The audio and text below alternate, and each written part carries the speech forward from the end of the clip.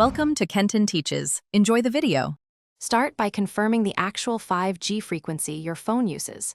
Open Network Settings and view the connected band name. Look specifically for 5 GHz for mid-band or 28 GHz for wave. Note the signal strength bars and dBm reading if available on your phone. Compare distance to the nearest tower. Mid-band works up to about 300 meters. Confirm your device model supports the carrier's 5G band and correct APN profile. This step prevents chasing wrong causes and guides the next fix. Next, perform targeted fixes that resolve most 5G issues quickly.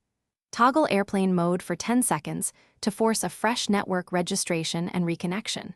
Manually select your carrier or reset the APN to the carrier default to ensure proper attachment. Restart the phone after APN changes to apply settings. Move closer to an outdoor line of sight within 50 to 200 meters for better mid-band or wave reception. If issues persist, repeat registration after each change to test results.